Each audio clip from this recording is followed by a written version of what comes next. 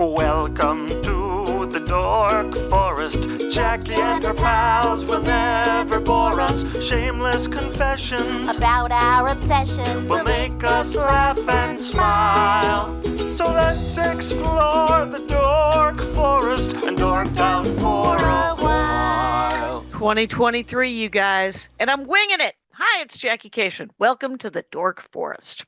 That's the website, The Dork Forest, if you like a determiner. Dorkforest.com also works.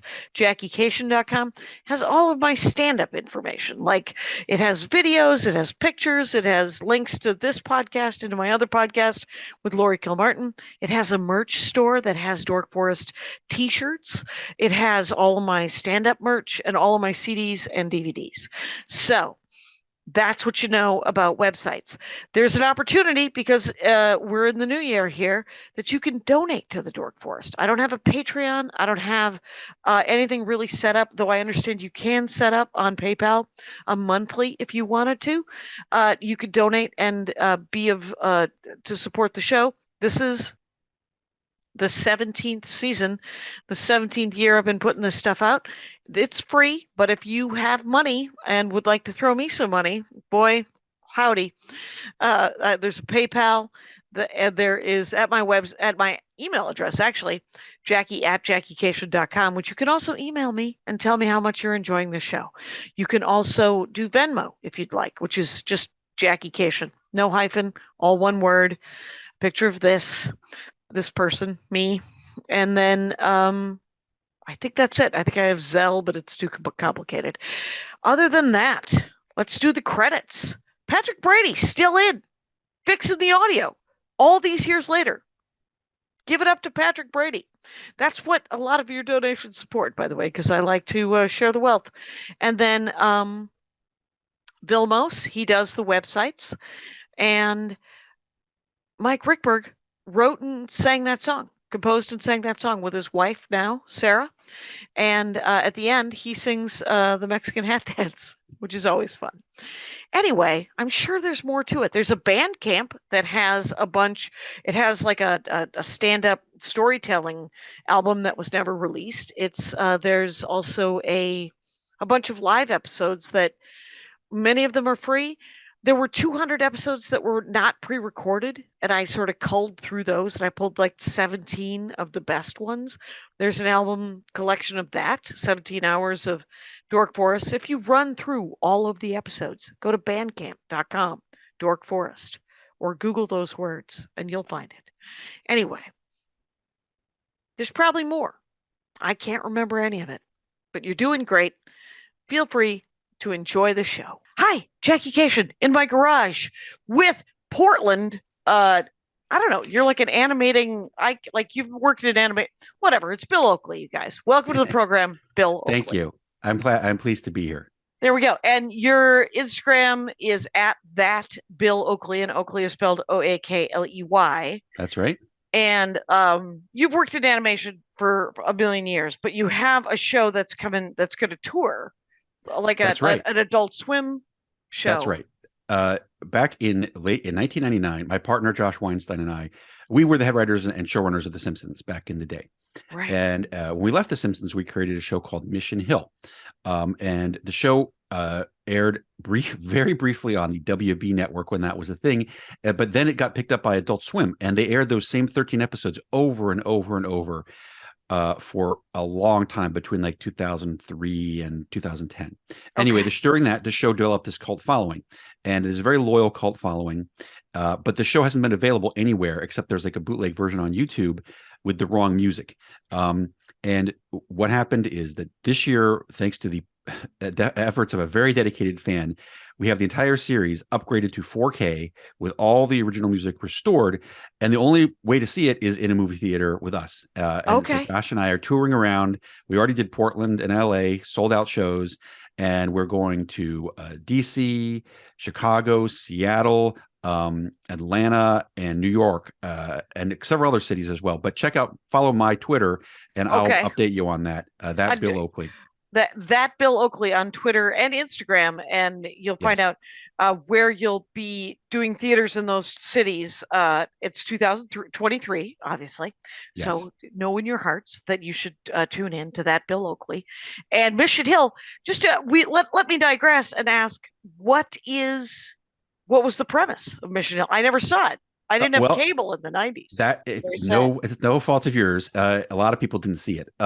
It was basically when we worked at The Simpsons, Josh and I just kind of realized that there was nobody on the entire show between the ages of 12 and 35, except for Otto, who's not that fun to write for. And we were like, let's make a show where most of the characters are between those ages. So it's a show about two brothers, one of whom is 24, the other is 17. And they live in this kind of hip area called Mission Hill, which back then was the equivalent of like Silver Lake or Wicklow Park in Chicago with some roommates. And it's kind of it's a lot about the stories of it's high school stories and stories about like being young and your crappy first job as well. And it was written kind of in a Simpsons-y style. And it also had this gay couple, Gus and Wally, who became probably the most popular thing in the whole show. And that also has kind of spawned its own fandom separate from Mission Hill as well. Okay. Well, I look forward to watching it with the wrong music on YouTube and then possibly coming and seeing it at the movie theaters. Fantastic. So that is awesome. Bill Oakley, your dorkdom, you're like, it's a potato chip. And I was like, I know what a potato chip is, but you have a very specific potato chip. What is it? All dressed potato chips. ALL dressed as in ALL hyphen dressed. This is, and I can go into so much detail. This is going to be so good. This is so entertaining. People who care about this topic. Okay, so you never. It's not surprising that you have never heard of this. You're not Canadian. No. Right. Okay. It's okay. Let's say all dressed is a flavor. Flavor that they have in Canada that we don't have in the U.S. Okay. And what all dressed means, it's an expression that means kind of like with the works. Okay. Or everything on it. Right? All dressed, it means everything on it. So it's a potato chip flavor that is a combination of other potato chip flavors that include barbecue, salt and vinegar, and ketchup. And ketchup, yes, is a normal and very popular potato chip flavor in Canada, which is not popular in the US. Also, some versions of all dressed also add a fourth flavor, which is sour cream and onion. So it's got all those flavors on them. And it's probably the most popular potato chip flavor in Canada. All dressed, and it's not just let me begin by saying the Ruffles all dressed Canadian are the best potato chip I've ever on earth, and I've had thousands of flavors of potato chips, but the Ruffles all dressed combine the excellence of that flavor with the perfect texture for delivering that flavor. Any questions so far? Yes. First of all, is it so you can't get it in the United States? It's literally just they're hacking other potato chips. Yes. Well, it's a little bit more than that. You can get approximations of it. It's an interesting, this is one of the things that I have a deep dorkdom about. Okay. So yeah, it's a combination of other flavors. And this flavor was invented in 1978 in Canada by a potato chip company there. And it was quickly copied by a lot of the other Canadian potato chip companies. And now the flavor all dressed, it's a flavor that people know, like barbecue or whatever. And it's not just on potato chips. You can get it on other things. They have in fact, I have one right here, like flavoring that you can shake onto your popcorn. Okay. They just put it in a jar and they sell it as that, and you can create your own. Yeah. Look, right. I got it right here. Canadians mail me a lot of nice. Canadians are very generous, and they've been mailing me a lot of nice stuff for my food Instagram. That's all dressed popcorn seasoning right there. Okay. And there's it's on peanuts, it's on all sorts of different snack foods, and it's very distinctly Canadian, although we have some approximations of it here. And that's also part of my dorkdom, is the cataloging the series of things that we have that are like all dressed or of them, that Americans, because Americans don't understand what that phrase means, right? And so we have a number of other potato chips like those, like for instance in 2015. Okay. Ruffles, the Ruffles that we tried to bring this flavor to America. Okay. And you only saw it. It wasn't in grocery stores for long. It was in grocery stores maybe for several months or a year. Okay. And they did call all dressed, and they put like Canadian maple leaf on it, and they were like, it's Canada's favorite flavor. But people didn't understand what it was. And so like there was a lot, the advertising, they did some advertising for it that was really loaded with a whole bunch of corny Canadians, like Bob and Doug McKenzie type stuff. Okay. That was like, hey, it's Canadians' favorite flavor, eh? And like hockey and beavers and stuff like that. And it didn't really catch on. Although they were good, they weren't the same. They weren't the same as the Canadian things because Americans, another avenue I can go down, Americans don't like stuff as spicy or vinegary as people in Canada do. Okay. So they had to tone them down. Were they being made in Canada? Like the thing is they should be, if you want to do it right, you gotta. I suspect they were being made in America at a Ruffles factory here. Okay. I don't know where they were manufactured. It seems like it would be it would be too complicated to import them. Right? Maybe it is. So those sold for a while and then they vanished. They vanished during the pandemic. Oh, from shelves, and then they came back briefly again, and then they vanished again. And I think what happened is that they just weren't selling well, because Americans. This is the thing that, and another long avenue I'm happy to go down is the American palate versus the Canadian palate. Interesting. Well, go ahead. Well, I'm just curious because if I Google all dressed potato chips, I find Ruffles and I find Old Dutch. Yeah, Old Dutch is a major brand in Canada. Right, that's a regular brand. We had it in Wisconsin, but I don't understand why. Like, is that the brand name? All Dressed? All Dressed is not a trademark. It can be used by anybody. It's like saying salt and pepper. Okay, or with the works. But it's a kid. Okay, so it's not. So when I go to Canada and I walk into a grocery store and I'm like, I want these potato chips. Am I buying Old Dutch or Ruffles All Dressed? You'll see 5 brands. There's so many. There's many different brands. Okay. Ruffles is the best. Which one? Unquestionably, Ruffles. Okay. But they're also made by Old Dutch. They're made by President's Choice, which is another brand, grocery store brand up there. They're made by other, like every place, just like every brand of potato chips has an all dressed flavor. It's just like every brand of potato chips here has a barbecue flavor and a sour cream or and a Cool flavor. Ranch or sour cream. Right. It's salt and vinegar has actually become very popular. I thought I've seen it very popular. So you would think that all dressed. So does all dressed, is that like an everything bagel? That's what you're saying. It's garlic, it's salt, it's pepper, it's not those flavors. It's the flavors I said earlier. But yes, it's common. It's basically taking 4 very popular potato chip flavors and putting all the flavoring on one chip. Say them again, just so we can catch up. It's barbecue, salt and vinegar, and ketchup. And some versions add sour cream and onion as well. What I have seen basic ketchup flavored, but the weird thing about ketchup is, you know what ketchup is made out of, right? I mean, it's tomato paste and sugar. Yeah. I mean, that's like people, for some reason in Canada, ketchup is a normal, popular flavor of potato chips.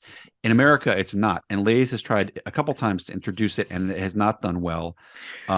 Smaller brands have tried, like Hers has a ketchup flavor on the East Coast. Okay. But people don't seem to be embracing it. Right. So a barbecue ketchup, salt and vinegar.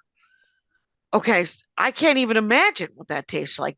It's not, that doesn't sound spicy. It sounds like your mouth is on fire, though. It's not spicy. It has a kick. It has a vinegary kick. And that's like that. But we have, I can tell you, this is my another avenue of this dorkdom. There's a number of American brands that approximate this, but they don't call it all dressed because nobody knows what that means in America. Right. Zapp's. Have you ever seen Zapp's chips? I have not. Okay. That's a brand. It used to be a brand that was kind of a New Orleans-y brand, but again, most of these chip companies have been bought by conglomerates. Okay. I think it's now part of the Utz empire. Okay. They have a chip they have 2 chips. They have one called Voodoo, which is very popular and it's kind of like all dressed. And they have another one called Evil Eye, which like the flavors are styled up a little bit in a different way. Also very good. But I don't really like the kettle chip type of chips. I don't like the crunch of those so much. So I don't run out of my way to get Zapp's. Now, what is the difference between a kettle chip and a Ruffle? Like or a Pringle? Or when I think of I'm going to say something controversial here, Bill Oakley, which is that potato chips aren't my downfall. I'm okay with a potato chip, but I don't buy them. I don't eat any kind of chips, really. I don't even like potato chips that much. It's just that they're interesting. They're easy to mail to me. Right, and they truly are. But the there's a normal potato chip. Like I will get an occasional small bag of I like sour cream and Yeah. onion. I like salt and vinegar, and I don't mind it. I You know what I like sometimes? A Dorito. Very different dorkdom, but also a chip. So what's the difference between what is a kettle chip? Is that the thicker ones? What is Yes, there's a number of different styles of potato chip. One is what you would consider just to be regular, which is like Lay's. When you get Lay's, they're just okay? regular, They're and they're kind of thin, thin. super Yeah, thin. they're right. They're thin, and there's other ones. There's rippled and ruffled, which are two varieties of the same thing. Ruffles being the most ruffled one. It's like corduroy. You know, it looks like corduroy. Yeah. And, Yes. and then there's like a rippled, which tends to have a wider thing. It looks more like corrugated roofing, you know. Okay. It goes like this. It's like a sine wave, Yeah. and those are like Lay's wavy. Lay's has a wavy variety. Okay. It's like that. And then there's the kettle chips. Kettle chips tend to be crunchier and sharper, and I don't like them because they hurt. It's like eating pieces of glass in your mouth. Right. One time I had Captain Crunch for the first time one time, and I ate it wrong, and it ripped up my mouth crazy. So I think I know what you're talking about. So what about Cape Cod?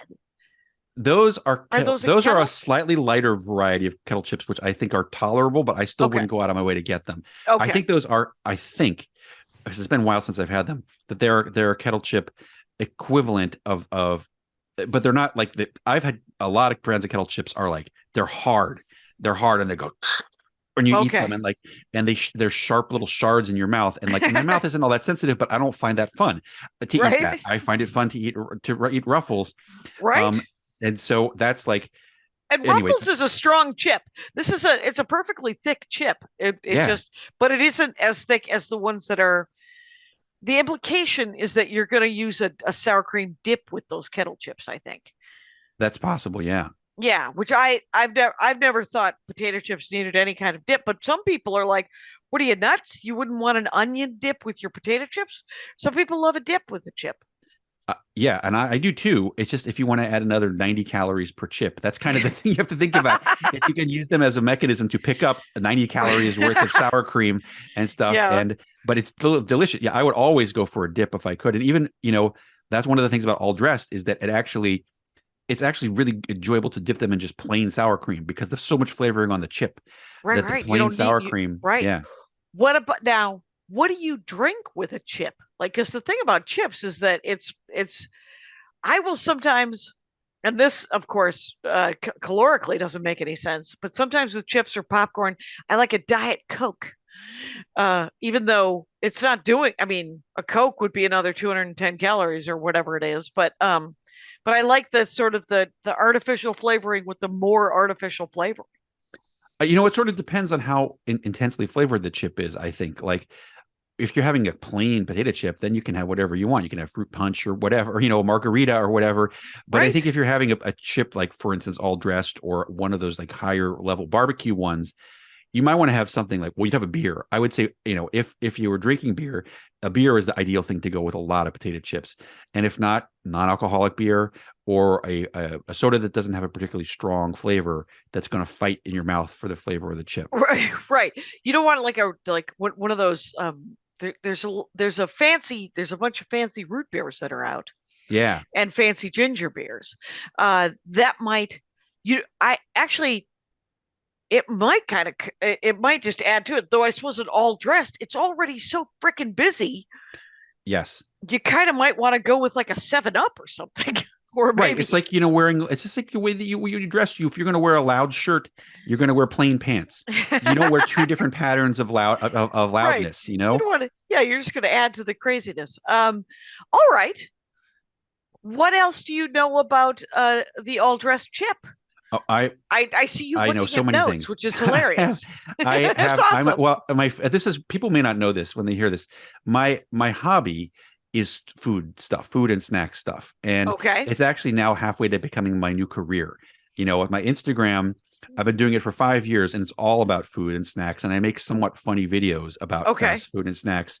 And I've gotten a lot of attention as a food critic of kind of what I call everyday food. You don't see a lot Okay. of talking about this type of food generally. And it's, No. it's like I have this club actually called the steamedhamsociety.com where people, and it's for food enthusiasts, like we want to talk about the latest chip, the latest thing that they have at Okay. McDonald's, the incredible fried chicken sandwich you found on your trip to Tennessee, things of that nature.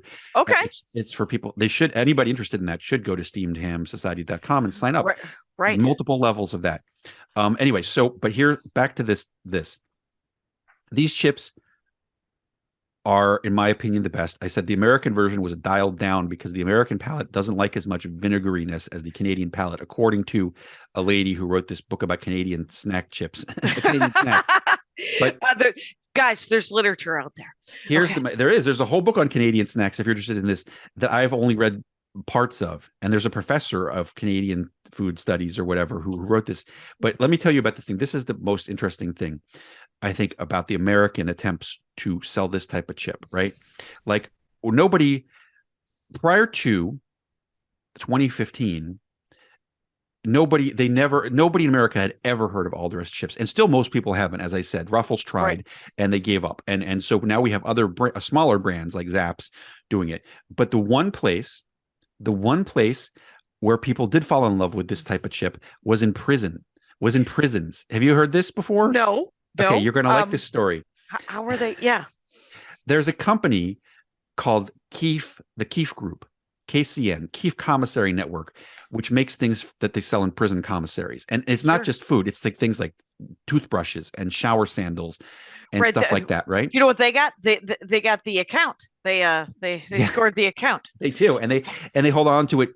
We hold on to it with a great deal of tenacity because they also provide. It's a cash cow. It's a real cash cow. Yeah.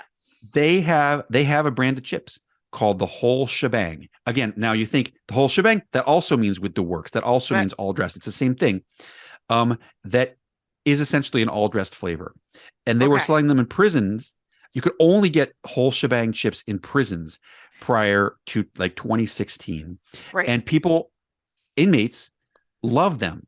And so when people who were released from prison, all these groups sprang up on Facebook, like, where can I get these whole shebang chips? And you couldn't get them anywhere, and except the prison commissary. Bill, this is a hilarious story. Might also be the saddest story I've ever heard in my life. Holy shit! I think it would be a good movie. A guy released from prison, he can't find these chips anywhere. It's a good SNL sketch at the very least.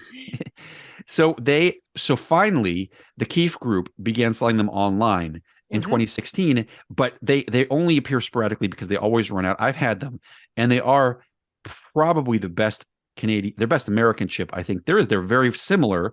The ruffling is slightly different, and the flavor is slightly different, but they're very intense. And they also make an extreme version, which has even more of that powder on them, and they make like Cheetos with that flavor on them too. So it's an interesting thing, and then still probably the best if you're in America and you want an all dressed chip, even though it's called the whole shebang, that's the best one you can get. And you have to find it. They don't sell them in stores, or they haven't been selling them in stores. You have to go to the website and search for the whole shebang chips. Right. The whole shebang. You can get them on Amazon. Yes. And I've gotten them there. They're quite expensive, but you're getting them shipped. They're enormously expensive. I believe you get 6 bags for $60. They are $10 a bag, and this feels there's an original, and then there is an extreme. You are correct. That does, how many bags is that? Weird. 6 bags. You get 6 bags for $60. That feels gougy. But you know what? I can't say I'm surprised. It's a company that is the Keefe the Keefe Group. The Keefe Group is a it says that they service the correctional market exclusively. And they don't Yeah. want to be in the chip business. This is the thing. Like, they have no No. interest in expanding into the potato chip business, but They- they're grudgingly selling these online for a high price Yeah, to the small number of people who still want them. right, who were incarcerated and then became addicted to those chips, and Yes. then the nostalgia of back when you were incarcerated. That's And right. that is the darkest thing I've ever heard in my life. Oh my God, that is hilarious. It's a weird avenue of this whole all dressed thing. Yes. It is a weird. That is an excellent way of putting it. So, okay, wow, all right. So I do kind of, the next time I go to Canada, I'm going to try them for sure. What else you got? What else you got on that? I mean, I'd say that's that covers the bases. The part of the thing is part which I can go down the difference between the supposed difference between the Canadian palate and the American palate. Before we do that, let me just say this. First of all, let's take a real quick beat. There might be an ad here, you guys. Look forward to finding out now. And we're back. Was there an ad? Very exciting. Anyway, so but here's my thing that I don't know if you've ever seen Maria Bamford do stand-up comedy, but she's the best. Yeah. And but she has a joke about Foster's Freeze. Now, you love fast food and you love different kinds of just sort of, have you ever been to a Foster's Freeze? Yes, I have. It hasn't been, it's been for a while, but there used to be one in Santa Monica when I lived in LA, go to periodically. And they're almost all gone now. But Maria is doing a joke about how they are essentially a dirty Dairy Queen.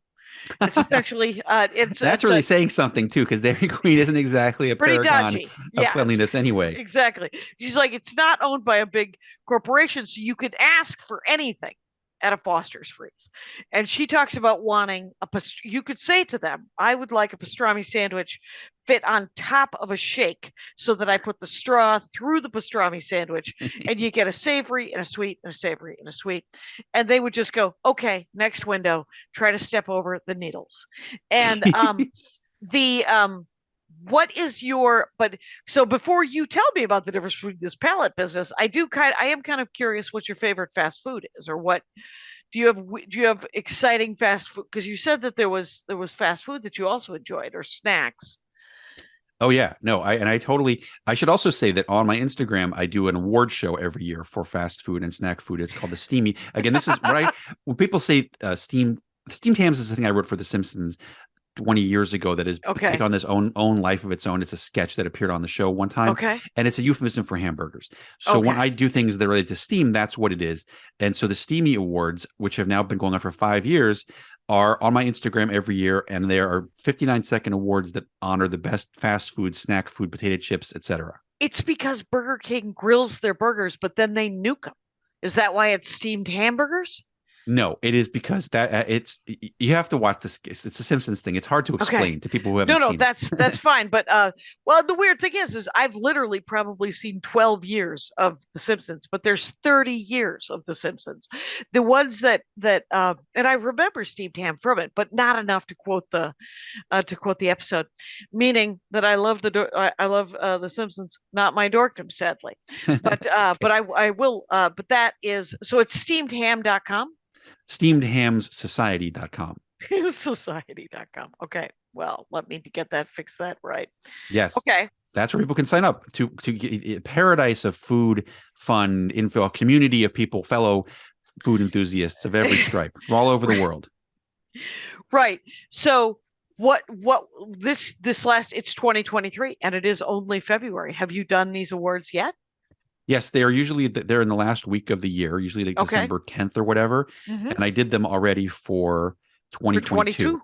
Yes. What was because so here is my guilty pleasure of fast food is the sausage and egg McMuffin from McDonald's. That's very solid. Very solid. It's solid. It's got a boatload of salt, and it's essentially a salt lick that has good chew value. And so it's not good for me, but now I kind of want one anyway. But what's your favorite, or what did well last year? It's okay. Well, first of all, it's extremely hard because there's so many different categories of fast food that, there's tacos, there's chicken, there's subs, whatever. So it's hard, and I kind of blend them all together. The absolute best thing I had last year, and the best fast food burger I've ever eaten, was from Culver's. Have you ever heard of Oh, Culver's? yeah, Culver's? from Wisconsin. Yeah. Culver's. Yeah. Culver's is all over. It doesn't come to California or Nope. Oregon where I live. It doesn't go any further west than Idaho. But I had a chance to try Culver's. It has a very good reputation, very good word of mouth.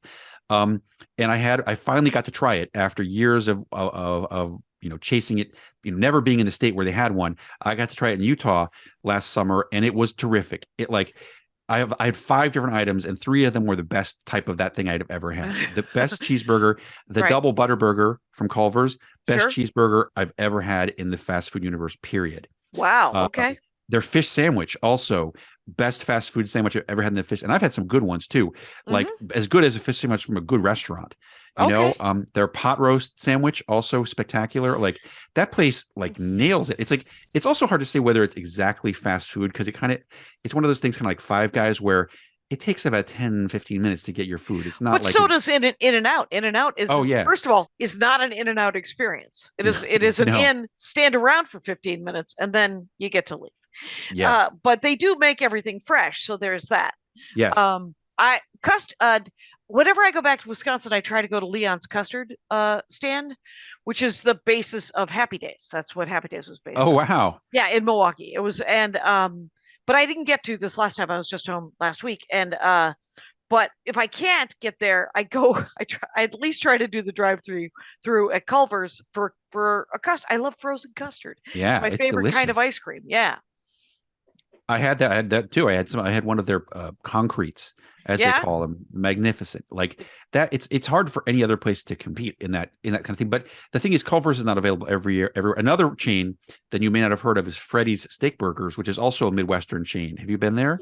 I have not been there, but I have driven by them going, I didn't know it was a chain. That's interesting. Where are Yeah. they, in Illinois or Indiana or something? Well, their headquarters is in Kansas, but they're all Kansas. over the Midwest, and there's also some. They never do it in metropolitan areas, but there's even some in California. But like the nearest ones are like in Cucamonga or Thousand Oaks or something like that, right? Okay. But their burger, their double smash burger is only second to Culver's. It's also magnificent, and many of the items on their menu, including their fries, are spectacular.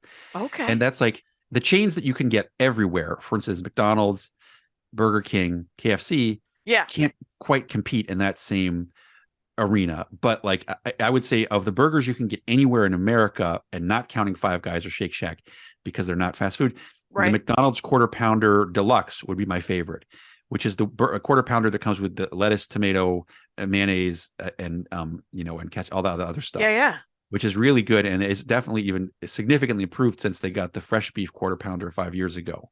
Okay. Wow. And as you told me about the greatest sandwiches in the world, I had to Google Freddy's. It's also got frozen custard. Yes, it's pretty But- similar to Culver's in a way. Right. They're in Vegas. I'm playing Vegas Yeah. in a month or so. I went there every time I go to Vegas. I go there. I take a $40 lift to the nearest Freddy's from the Strip, and that's the only place I've ever had them. Oh wow, because they're in Victorville and Bakersfield, Yeah, and that's ridiculous. And then they're in Nevada. They're in Nevada a lot. So, and Yuma, Arizona. Weird. Okay. Yeah, that's too bad because I'm not going to Victorville. I've been to Victorville. It's not great. It's a shitty No. Bakersfield. Yes. So it's I love the idea of, so do you do, when you do fast food, when you do these awards, do you also do vegetables? Like, do you do any sort of vegetarian or vegan-y stuff? I do. I didn't have this category this year, but I often have had a vegetarian or vegan category Mhm. because there's so much more of it. And again, it's not really that kind of thing that's not really covered nationally. Like I have finally had here in Portland some of the best vegan burgers I've ever, like vegan burgers that easily beat most non-vegan burgers. But they're not nationally available. So, and I also have I have a local Portland Steamies that is just like posted on my Instagram story. It's not. Oh, I too can't wait to, complicated. the next time I come to Portland, I'm totally gonna go there and use it as a suggestion. And is there, because I play. There's a small theater called the Siren Theater that I do stand up there. Uh-huh. Maybe once a year, maybe once every year and a half. Because the comedy club, the Helium Club, doesn't book me. I have rage. Oh, Anyway, okay. I'll keep moving. But I will say that I like the idea of sort of fast food that is sort of I'm not a vegetarian. I'm not a vegan. I'm meat. But I love the idea of like a really good, like I used to have a tempeh Reuben at a great hippie place called the French Meadow in Minneapolis. They still make it. It's amazing. But it's just a block of tempeh Uh-huh. that has been essentially seared, heated through, and then it's got Thousand Island dressing and sauerkraut on it. And you put it on two pieces of real nice bread and Swiss cheese, making it not vegan at all. But it's delicious. And It so sounds great. yeah, I is mean, there you can make you probably would still be pretty good if it was just like a block of cardboard in there because it's all the toppings that you have, the sour cream, the sauerkraut and yes. and the Thousand Island dressing already are going to make it good no matter what's in the middle there. Which is Right. exactly what happens with the Impossible Whopper at Burger King. The Impossible Burger Whopper that they have there, it Yeah. doesn't matter what's in the middle of the burger so much. It's the other stuff that gives it its flavor. Okay. Yeah. I don't mind cheeseburger wise, I'll do I think a Burger King over a McDonald's. But I don't know what they're doing to the sausage and egg. I don't know what kind of Well, Burger it's King probably is people, but the Burger King is in bad shape menu wise, except for the Whopper. The Whopper, which I actually consider the Whopper to be possibly my favorite, maybe tied with the other McDonald's thing I just mentioned. As that's the one thing that I really want and I crave from time to time because I love all the toppings. It really works well together. yeah. And they also have these original chicken sandwiches, which are their chicken sandwiches from the 70s that they brought back recently, which are also very good. They're very processed. It's not like it's like a chicken patty. Okay. That it's from the era Is when that people didn't. a fried chicken? Yeah, it's kind of like Okay. a fry. It's not like a fried chicken sandwich like Popeyes. It's like a chicken patty like you get from Tyson in the freezer section. Oh, in the like grocery store. ground chicken. Yeah, yeah. Okay. And they're on a sub roll. It's been around for 50 years there. And but they have some new versions of it, like the Mexican version, which I thought were delicious. This is not for people who want their fast food to feel natural. It's not back No. in the era of the McRib when people didn't mind how processed things were. There's the weirdest thing about the McRib is that there is absolutely no bones. I mean, but they shape them like bones. And the meat is not from ribs. It's from Yeah. pork shoulder, which is also not the same as ribs. Right, that's a different part of the you didn't you remember when Lisa became a vegetarian? Sure. It's but I remember that's one of my favorite lines is when Homer asks her if she's like all of those animals are the same Right. animal, like was some magical Bacon animal. and pork chops and all that Yes. stuff from the same animal. Yes. Yeah, it's weird. Ham. And but so one thing is Andy Ashcraft, my husband, my fella, his favorite fried chicken sandwich is from Foster's Freeze. Wow. I never heard anybody say that in all the years I've been doing this. Right. So I don't know if now there's I don't know if it's a tiny chain here in Los Angeles. It's a Korean fried chicken place. And they have a fried chicken that's pretty good, but he cannot find the best fried chicken sandwich that rivals that Foster's Freeze. Do you have such a? Well, the best fried chicken sandwich that you could get at a fast food restaurant is Popeyes. I mean, everybody, that's kind of universally acknowledged. When Popeyes Okay. introduced their sandwich, like in, what was it, 2017, 2018, Mhm. it totally upset the entire fast food universe because it was so much better than Good. everything. And everyone else started launching their sandwiches after that. Okay. And so the Popeyes, the spicy one in particular, is magnificent. And Popeyes generally, they never mess it up. The Popeyes is always an A minus at worst. Generally, you don't get a lot of the chains the individual chains don't screw it up like you Okay. find with other places. Okay. That this is good to know. This is good to know. I'm willing to. I don't. He also enjoys a Taco Bell situation. Taco Bell's good. It's good, and it has there's certain something that makes you crave Taco Bell. That there's nothing else that will substitute for Taco Bell, and it's got a lot of fans. Like each menu item has its own set of fans and stuff, I whenever I never go to a Taco Bell on purpose. But if I end up at a Taco Bell, I like to watch them squeeze the food out of a gun because it is the sign of it's just like that's why I don't know, I don't want food coming out of a gun.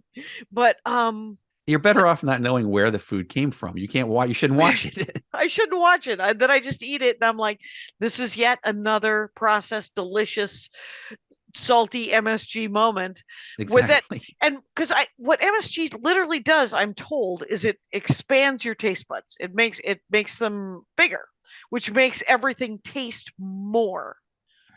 I think that's correct. I'm not sure, but it sounds correct. That's the science on it, to my knowledge. So when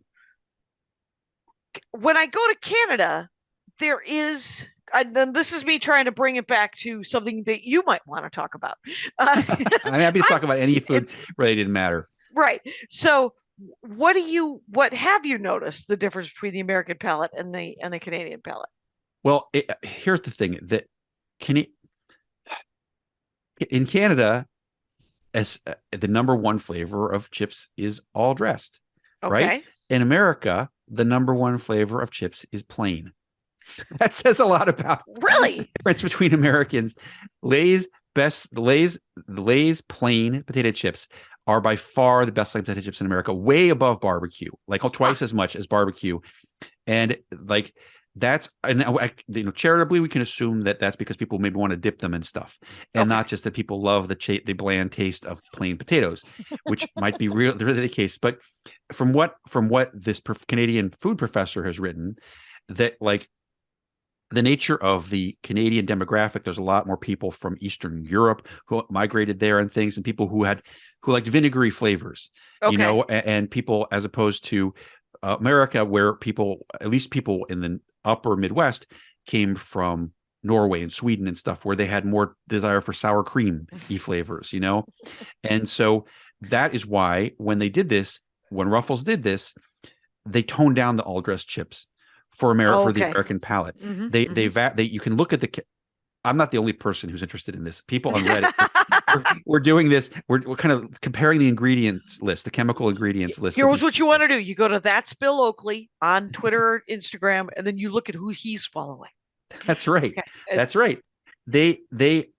Well, I will say what happened is they really toned down the ingredients. There's this thing called acetic acid, which is basically what makes vinegar taste tangy. Okay. And they removed that from the American version, among other things.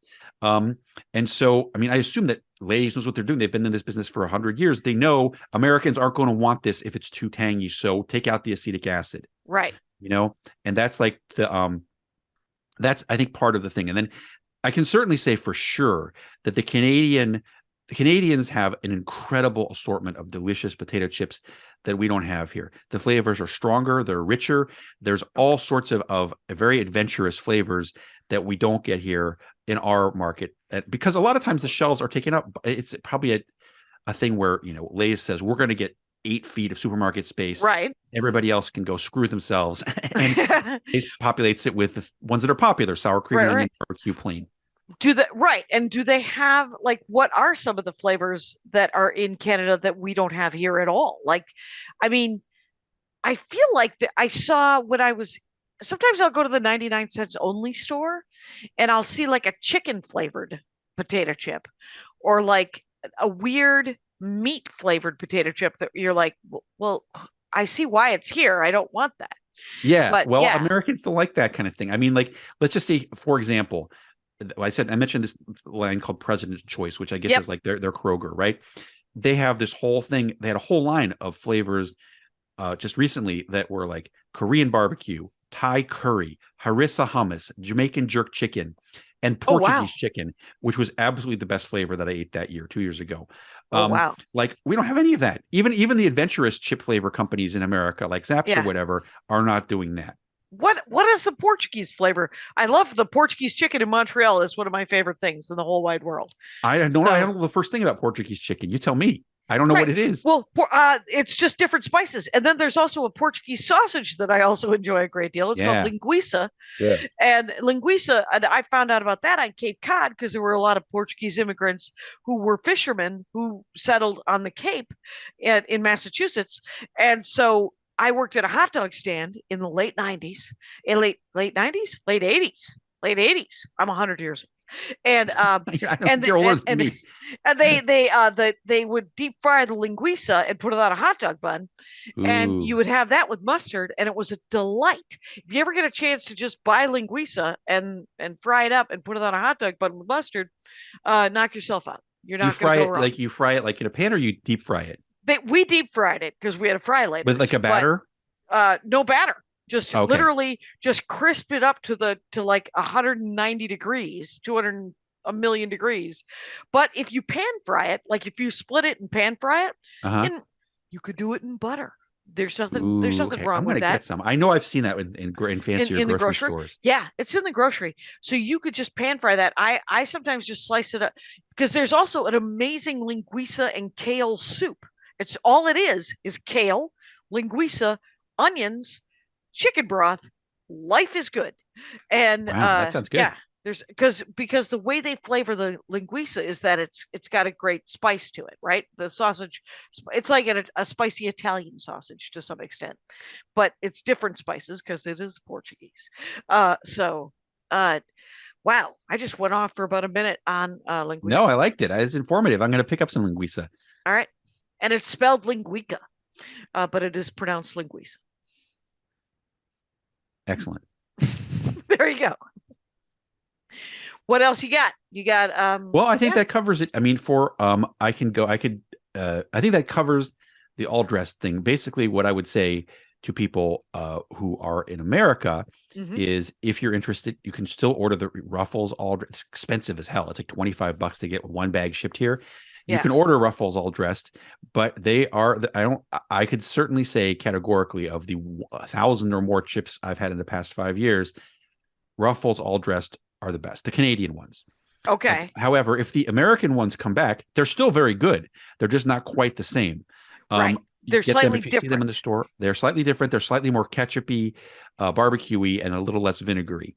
Okay. But that's like it's a flavor that I think people will embrace. People who are, it's not spicy, but it's very tangy. It's got a lot of different types of spices in it, and it's I have found that it's my favorite flavor, even on these other things like the popcorn seasoning and the peanuts and stuff. It has really become a flavor that I seek out whenever I can find it. Awesome.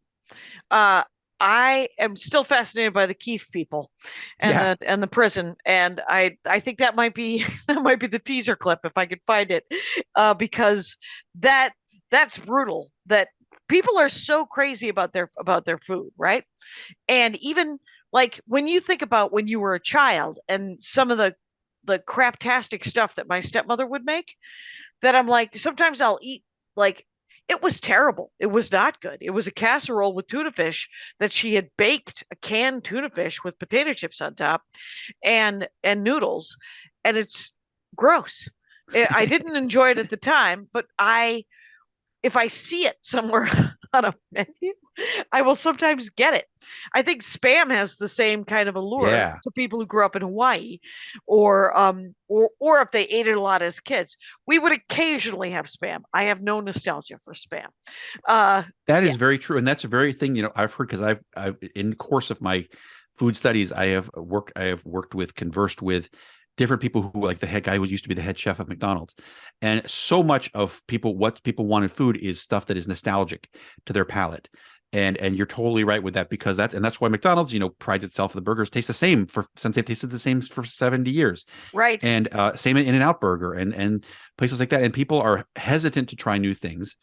People like their things the way they are. And just like you said with the casserole, I'm that way with like a lot of the things that I had growing up, like shake and bake pork chops and Miracle Whip. Everybody's always shitting on Miracle Whip, but to me, I love it. Right. People, someone was telling me that they don't eat mayonnaise at all. They will only eat Miracle Whip, which is a different food. It's not. No, it doesn't have eggs. I think it's the reason. There's no eggs in it. Yeah. Because it was much more shelf stable than mayonnaise back in Right. the 30s or whatever, and that's what made it a miracle. Mhm. I recently learned that too. Right. And I know that there are just exits in New Jersey that just have food scientists just sitting there going, what do you want it to taste like?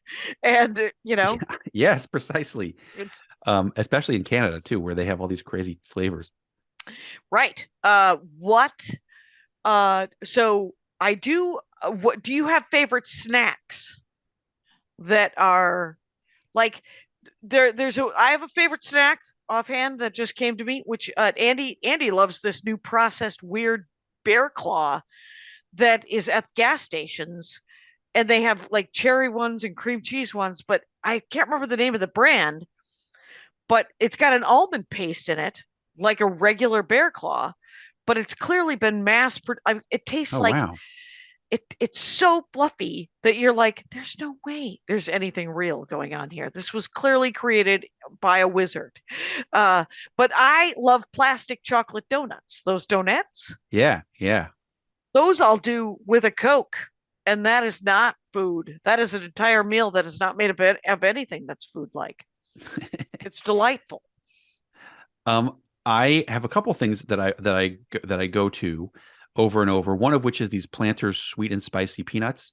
I think they just came out a year or two ago, and they're not as sweet as honey roasted peanuts, and they're a little spicy. And so those are like a great snack to have when you're just sitting and watching TV or whatever. And Okay. the other thing I do is I get whatever like the little pretzels are that the rolled gold or whatever, and Yeah. I make dips. That's the thing that I most often do. I like make 3 or 4 different dips. Sometimes of like one of them is like a barbecue sauce I want to try. One of them is like maybe some sour cream mixed with sriracha, and or one of which you make I your make, own. Bill Oakley yeah, makes his own dips, you guys. yeah, So you're on a regular basis. How to what do you make in a barbecue? There's barbecue sauce, but what are you using as a thickener? Do you Sour mix it with cream. sour cream? Yeah. Okay. You ever try a plain yogurt? I have not, but I think that would be good. Yeah. It might tone it down. Like sour cream will add flavor to it. And as a guy who likes it all dressed, you may not enjoy a plain yogurt, even though plain yogurt is awesome, also often very tangy. I should give that a try. I definitely have been doing. I've been making. I make chicken tikka masala every month approximately, and I have the chicken like marinated in yogurt and plain Yeah. yogurt because it makes it more tender and flavorful, Hmm. allegedly. So, but I haven't actually it eaten does. the plain yogurt. Oh, okay. Plain yogurt does good work with chicken. I do a lemon mint olive oil cumin coriander. Well, the marinade is yogurt with lemon and mint, Oh, that sounds good. and and garlic, lemon, and mint. That's all it is. And then you sort of shake it off a little bit, but not completely. And then if you could barbecue it, if you can grill it over the Oh coals, yeah, yeah, it's yeah, even yeah. better. It's even better. But so you make a barbecue dip for the pretzels? Yes, I make all sorts of whatever I see. I have so much food in this house. Not only that I bought, that people have sent to me. People send me 2 or 3 boxes a week of that. You got to try my local barbecue sauce. You got to try Okay. these chips my uncle found or whatever. And so that's a lot of the way to sample those things is I dip pretzels in them. And so mustards. One of the things I've learned in the course of these endeavors is that there's so many kinds of mustards that there's the world of mustard is huge. In fact, there's a mustard museum in Wisconsin. There Did you is know in this? Madison, Wisconsin. I've never been, but people keep telling me to go. It's the tiniest of all mustard seeds. It was in the Bible, but the mustard seed is they grow to be these huge bushes, and then they're harvested, and you can make any kind of mustard. Have you ever had a Korean mustard? I don't think so. What's Korean? Is it just from the Chinese mustard? It's like a Chinese. Yeah, actually, I might be thinking of the Chinese mustard, but I bought it at a Korean market. Yeah, because I've had that kind that yeah. that blows the top of your head off. That is so the Chinese mustard that you get with egg rolls sometimes. Right. It's got sort of a real nasal passage kind of wasabi vibe, Exactly. but it delicious in moderation. Oh, I love that stuff too. And it's like, and there's such a huge galaxy of types of mustard, and you never see them on the supermarket shelves, And this is one of the things. Like I have my work fridge right here. Okay. I have several mustards in it.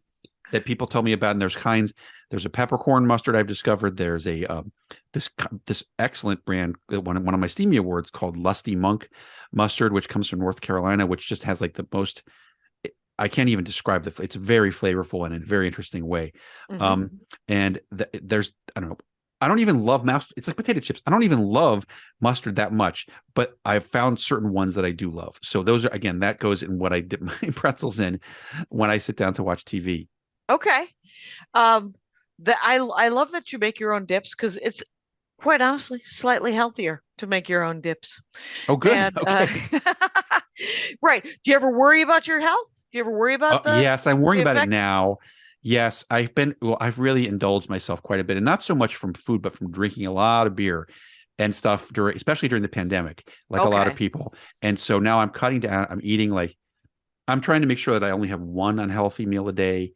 Well, there you go. Cutting my beers down, from a lot of beers to just a couple and that kind of thing. And I've always been going to the gym, so that part is taken care of. But now I've got to reduce my indulgences I try to keep my indulgences ones that I'm doing for my hobby or work, rather than just like I'm going to have a huge gross lunch for no reason.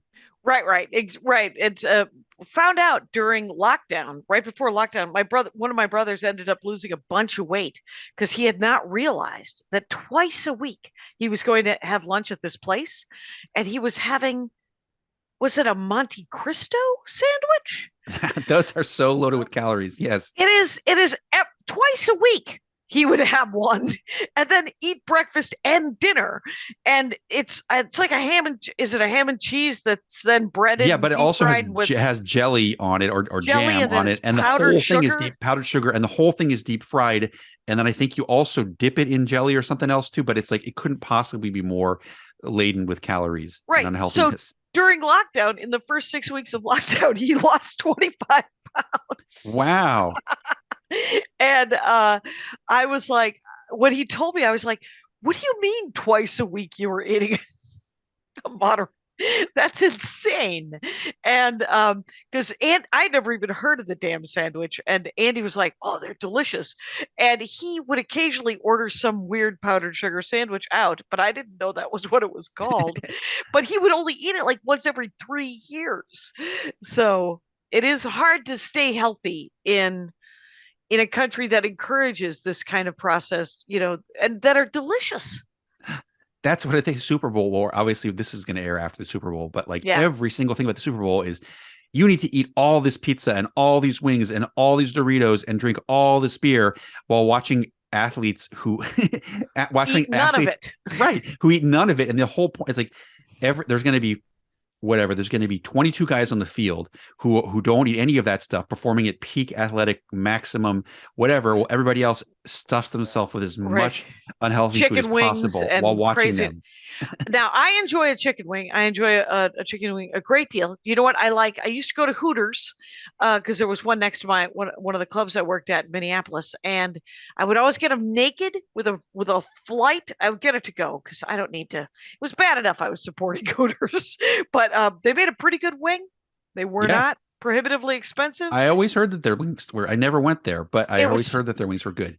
And they are good. People who say that, and you're just like, you also enjoy very beautiful young women, and that is fine to whatever, as long as you tip well, and you're not gross to them.